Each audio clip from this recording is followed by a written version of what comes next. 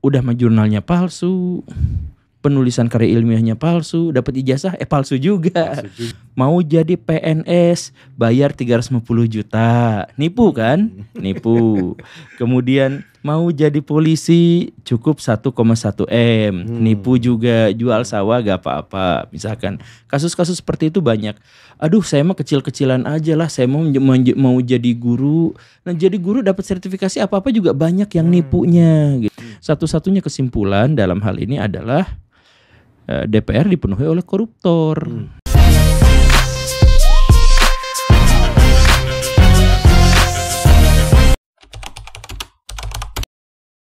Ini tuh adalah riset kedua yang dipublikasikan sebelumnya. Ada juga penelitian yang menyebutkan bahwa Indonesia itu adalah negara paling tidak terpercaya dalam akademik kedua setelah Kazakhstan. Kemudian di bawah kita tuh ada Irak gitu ya, ada ya negara-negara yang lain lah. Nah, Indonesia tuh tidak terpercaya. Tidak terpercaya tuh, dan ini juga secara khusus sudah pernah saya bahas di konten saya. Jadi pendidikan kita tuh bisa dibilang dari awal sampai akhir palsu-palsu semua gitu. Dari tingkat dasar malah. Dari tingkat dasar. Jadi misalkan ketika kita sekolah, sekolah itu nilai itu semau guru sebenarnya. Kemudian ketika nanti masuk ke kampus misalkan, Bapak pernah jadi dosen kan? Pernah. Nah, pernah jadi dosen. Nah, ketika Bapak jadi dosen, misalkan mahasiswa Bapak juga kan banyak yang palsu. Palsunya? Palsu misalkan ketika mereka disuruh ngerjain tugas, mereka tuh copy paste dari internet, dari Google atau dari ChatGPT. Kalau dari Google mereka coret nama penulisnya diganti dengan nama kelompok, kemudian disodorkan kepada Bapak sebagai dosen, Pak ini kami sudah menyelesaikannya. Dan setelah itu ketika Bapak meminta mereka untuk presentasi, mereka baca. Jujur pernah melihat dan beberapa kali, mungkin lebih cocok dibilang sering ya. Ya itu kan kepalsuan kan. Kepalsuan ya. Iya, nah jadi kalau misalkan cara kerjanya seperti itu, kapan dan di mana otak itu bekerja? Nyari sumber, copas, ganti namanya doang gitu kan. Kemudian pas presentasi juga presentasi dianya baca, tidak mengambil semuanya lalu keluarkan gitu, kan gitu juga. Nah, jadi proses berpikirnya di mana? Kalau proses berpikirnya gagal, sepanjang kuliah itu gagal seperti itu, lalu ijazahnya mau dibilang asli, oke lah ijazahnya asli, tapi didapatkan dengan tidak sebanding dengan ilmu yang dia dapatkan, tidak sebanding dengan kebijaksanaan dan kematangan intelektual dalam hal itu. Nah, jadi ya sudah. Kemudian setelah dia jadi dosen, jadi apa? Kementerian Kementerian Pendidikan dan perguruan tinggi sekarang Kemendistekdisty ya. Itu. Nah, itu karena kan baru diubah lagi kemarin. Iya. Dipecah lagi dari capek tuh, iya. Capek harus menghafal perubahan-perubahan itu. Oke. Nah, dari situ kan bikin peraturan bahwa harus kita tuh ketinggalan dalam penulisan jurnal ilmiah. Kita tuh harus jadi kita harus nulis gitu kan. Jadi dosen kalau mau naik pangkat, kalau mau dapat proyekan harus nulis. Selain juga kan setiap tahun harus bikin 2 ya. Iya. Minimal. Dari kampusnya malah ada yang lebih banyak dari itu. Iya, karena ngejar target gitu. Ngejar target. Volume jadi mereka. Iya. Jadi dan akhirnya apa? Jadi sampah digital. Jadi jurnal-jurnal kita tuh jumlahnya berapa? 20.000 sampai 40.000 lah. Karena nggak bisa dihitung dengan jelas juga kan. Berakhir di perpustakaan. Yang nggak dibaca itu sampah digital. Sampah digital ya. Ya kan. Jadi jurnal berkualitas itu kalau dia banyak dikutip kan. Dikutip atau jadi sesuatu. Atau produk, jadi sesuatu. Inovasi dari gitu. Atau misalkan jadi basis bagi kebijakan publik pemerintah gitu kan. Ya intinya mah ada faedahnya lah ya. Nah, kita banyak jurnal-jurnal yang saya baca, ya kan saya konten kreator dan saya itu memaksakan diri untuk baca setiap hari gitu kan untuk konten saya. Dapat jurnal serius, jurnal gini gitu. Tapi itu yang terjadi di Indonesia tuh ya seperti itu. Jadi akhirnya apa? Dikutip aja enggak, saya yang ngutip aja malu gitu kan. Dan ya akhirnya ya nggak ada pihak yang ngutip, nggak ada pihak yang menjadikan itu sebagai basis kebijakan publik, nggak ada yang menjadikan itu sebagai satu produk. Ya udah jadi sampah digital, penuh aja di situ harddisknya, cloudnya ya untuk sesuatu yang bahkan yang lebih buruknya lagi tuh jurnal-jurnal kita tuh atau karya-karya ilmiah kita tuh ada yang jelek, ada yang amoral, ada yang dua-duanya. Jelek, amoral. Nah ini jelek dulu deh, maksudnya apa? Ya jelek tuh misalkan secara metodologi tidak bisa dipertanggungjawabkan gitu ya, atau fakta-faktanya tidak bisa dikonfirmasi gitu ya kan, pernyataan-pernyataan. Saya menemukan banyak sekali yang metodologinya tuh cacat gitu, aneh ini kenapa bisa jadi jurnal kayak gini gitu. Tapi gak apa-apa lah, ada yang fakta-faktanya juga yang sampai fakta apa ya saya lupa lah, tapi saya banyak menemukan yang gitu. Nah itu tuh jelek gitu ya, jelek tuh berarti ya gak layak untuk jadi sebuah jurnal gitu. Nah tapi ada juga yang amoral, nah ini yang plagiarisme, yang predatory, yang joki. Nah itu kan amoral kan. Jadi kalau kualitas jelek, ya jelek gitu. Tapi kalau dari level penelitinya lah kalau itu mungkin ya. Tapi kalau misalkan sudah amoral ini, dan ini kemarin banget kalau nggak salah tuh, nanti cek lagi ya, kemarin tuh ada pejabat daerah Bangka Belitung atau kalau nggak salah itu wakil gubernurnya terindikasi ijazahnya juga palsu. Salah satunya itu saya dengar tuh.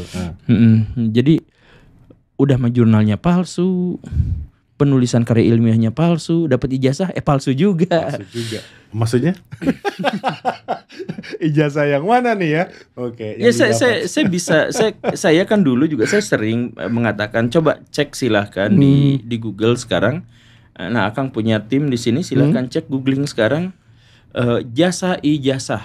Oh banyak banget itu. Banyak banget. Nah, bayangin sekarang saya ngetik jasa ijazah, tapi mayoritas yang keluar adalah kepalsuan. Dan dari situs-situs yang tertera itu ada yang mengklaim kami telah membuat 3.000 sekian ijazah, ada yang sudah bikin ini. Jadi portofolio ya? Iya, portofolio dan mereka dipercaya. Akhirnya iya. Banyak orang yang buat juga mungkin. Betul. Bisa jadi. Murah, 20 juta doang dapat Pak S1. Bayar S1 berapa tahun ya? 45 juta ke atas setahu saya di swasta ya gitu. Bapak 45 juta. 45 juta itu dengan effort waktunya kan, dengan itu. Penelitiannya.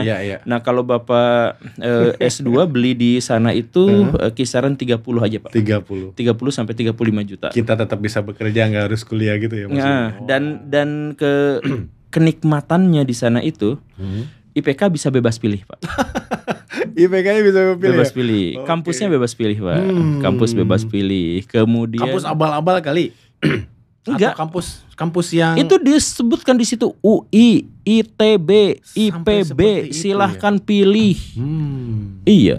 Mungkin kalau bukan pejabat publik atau kuliah di perusahaan, kerja di perusahaan biasa, mungkin nggak bakalan ada proses ini ya, harus pembuktian dan sebagainya, lolos tuh.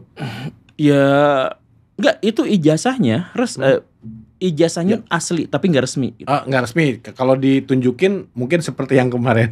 Nggak, itu asli. Rame-rame. Asli itu gimana maksudnya? Jadi ijazah asli tapi nggak resmi itu maksudnya ijazah itu emang dikeluarin sama kampus itu, termasuk jenis kertasnya tuh dari kampus itu. Tapi tetap pemalsuan dong. Memang pemalsuan. Palsu dong ya. Maksudnya gini nih.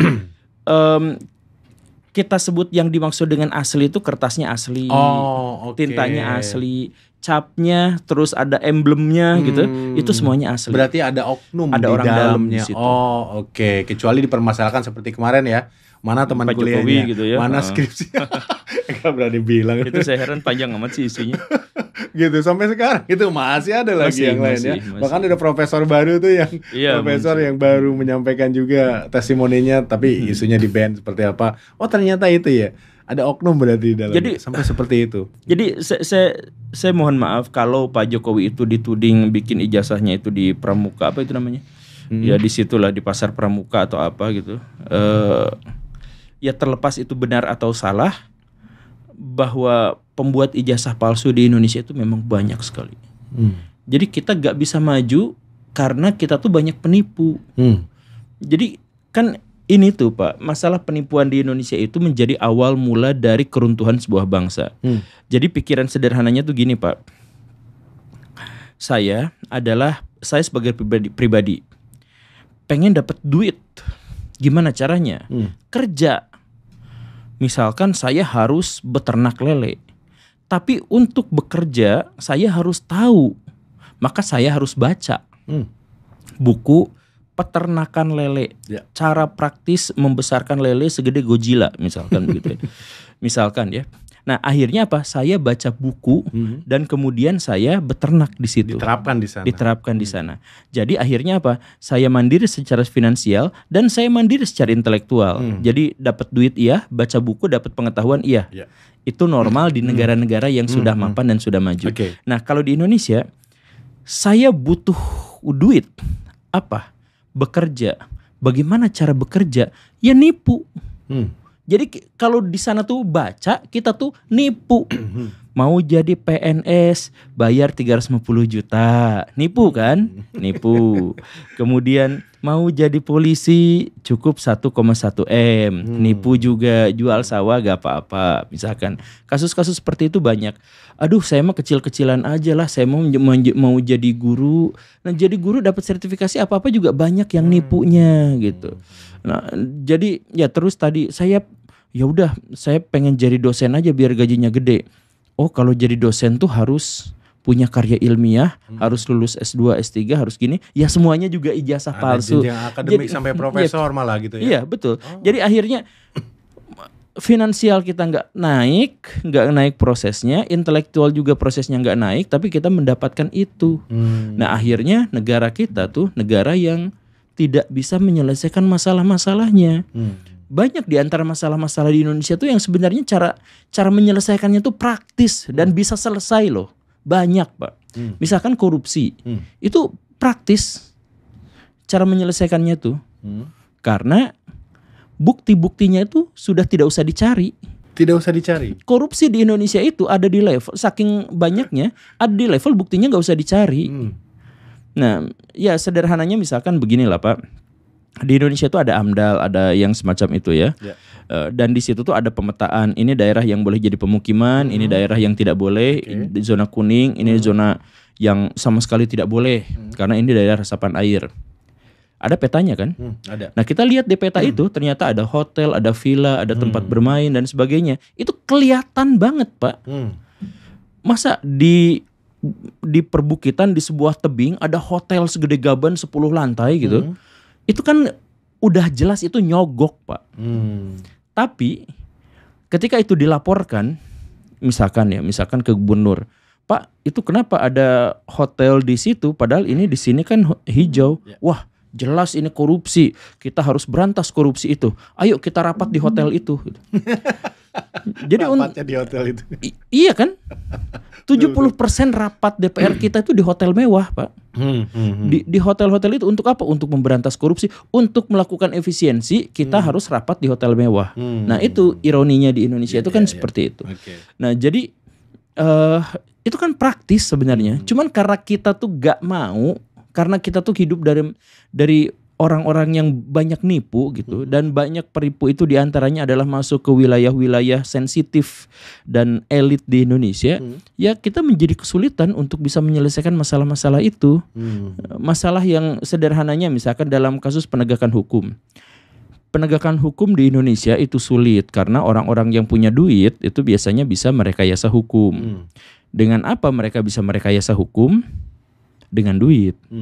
Nah, jadi logikanya adalah kalau hukum mau ditegakkan, maka akses terhadap ekonomi dari orang-orang yang orang-orang berdosa yang punya duit itu di-cut. Yaitu apa? Miskinkan, perampasan aset. Rampas dulu asetnya. Kalau asetnya sudah dirampas, terus jebloskan ke pengadilan, mereka nggak bisa nyuap, nggak bisa nyogok gitu kan. Makanya perampasan aset itu harus segera diketok. Dari tahun 2008 pas Iron Man pertama kali muncul itu sampai sekarang itu zamannya Superman udah pakai kolor lagi. Itu gak disahkan. DPR punya hak dan kekuasaan untuk itu, gak disahkan. Presiden punya hak dan kekuasaan untuk mensahkan itu juga tidak. Dia tidak melakukan itu. Bahkan tidak dibicarakan, tidak diisukan, tidak semuanya hening aja soal itu. Tertutup sama kasus-kasus yang kemudian. Coba kita bertanya kepada DPR misalkan ya dalam hal ini. DPR itu mewakili siapa? Kan rakyat dari dulu udah minta. Kalau DPR adalah perwakilan rakyat, kok dari dulu nggak terlaksana. Nah, jadi satu-satunya kesimpulan dalam hal ini, kecuali kalau misalkan ada kesimpulan yang lain ya silahkan, tapi satu-satunya kesimpulan dalam hal ini adalah DPR dipenuhi oleh koruptor. Yang karena itu mereka harus menjegal regulasi agar mereka tidak masuk ke dalam pemiskinan. Kan ya ada alternatif lain nggak selain itu? Masa DPR-nya sibuk ya kan nggak mungkin juga alasannya adalah itu gitu. Alasannya DPR emang nggak mau gitu, nggak mau untuk perampasan aset karena mereka tahu bahwa kalau begitu ya, waduh nanti yang di gedung DPR tinggal berapa orang gitu.